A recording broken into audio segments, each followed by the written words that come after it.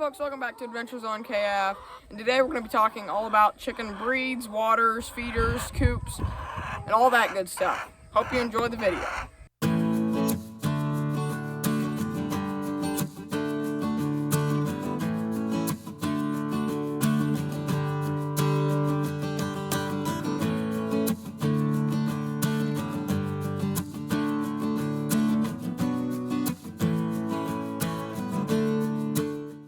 So first we're going to be talking about breeds. This is the black Australian top, but these things actually hold the record for the most eggs laid in a year, and they do lay a lot of brown eggs.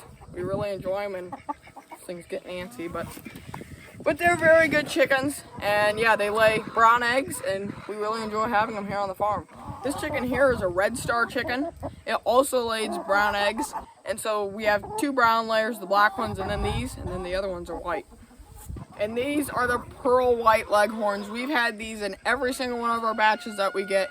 I would highly recommend for a beginner egg layer hen because they lay a whole bunch of white eggs. I mean, I know it's white eggs, it's not brown eggs, but I don't think there's much of a difference. So we really like having them on the farm, and we would highly recommend those for a beginner's chicken.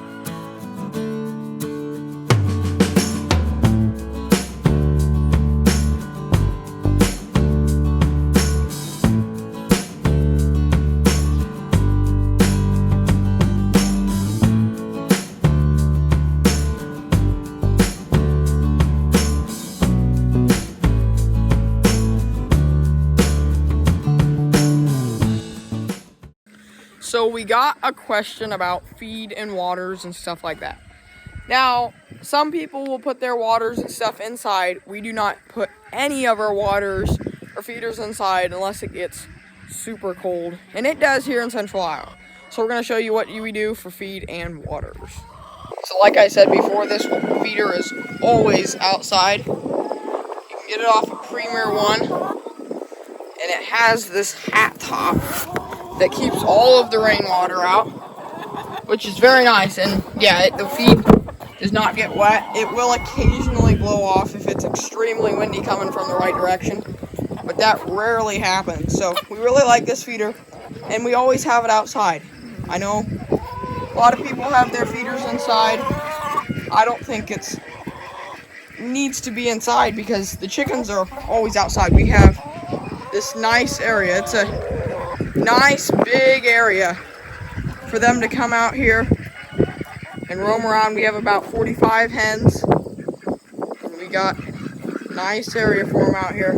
So they are outside all the time other than to go inside and sleep and lay their eggs. Then as far as the water goes, this is nothing crazy. We just got a tractor supply. And then in the winter we do have a heated water that we get out, but even that thing in the extreme negative 10-degree weather, we do have to put it inside. And then you may be wondering, what do we do for hawk protection? We don't do anything above the outside here, but our chickens are trained. The other day I actually flew the drone over here, and every single one of the chickens ran under the chicken coop. So I think they're kind of, and you'll see them sometimes staring up at the air, I think they're kind of alert for a hawk. And then we do have these ducks. I'm not saying that they guard them, but they are a little bigger to maybe scare off some hawks and stuff. So we don't have a net over our chicken coop, and we haven't lost any chickens as far as we know to hawks. And then as far as the chicken coop goes, as you can see, we have this whole thing blocked up on cinder blocks so that they can go over there for shade and all of that stuff. And then we got it from Sunrise Sheds. It's my dad's business, but anyways. So how we did this was we split this section off for the feed room. As you can see, we have some flakes in there. And for all the chicken supplies. And then come in here is the roost rails and the nest boxes. That is all we have in here. And so they aren't in here much at all. The ducks come in here and there. But we have, you want plenty of roost rails, is what we've found. Because if you don't have plenty of roost rails, You'll have some on the ground.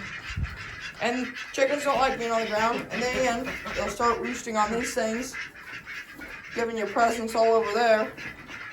So yeah, you want plenty of roost rails. And then for nest boxes, we use the best nest box. And I would agree with their name. They are some pretty nice nest boxes. So you can close that for the night so that none of them are sleeping in there and they're not roosting on that. And you hinge this open.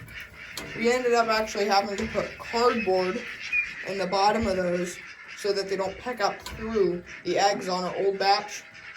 We haven't had it happen quite as much for these, but yeah, so that is what you might have to do, is put cardboard under there. But there's our eggs, they're all nice and clean. And then we installed 3 of those in this chicken coop. Well guys, that's it for this chicken coop. But if you want to see a bit more compact chicken coop, we are going to go over and show you our other batch of hens, since we have 2 batches.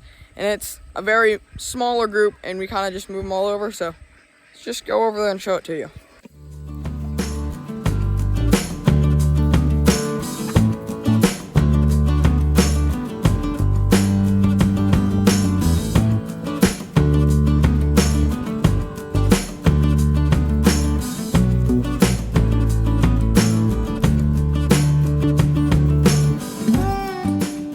Okay folks, and here's the other batch of chickens, and yes, they are in the middle of our garden.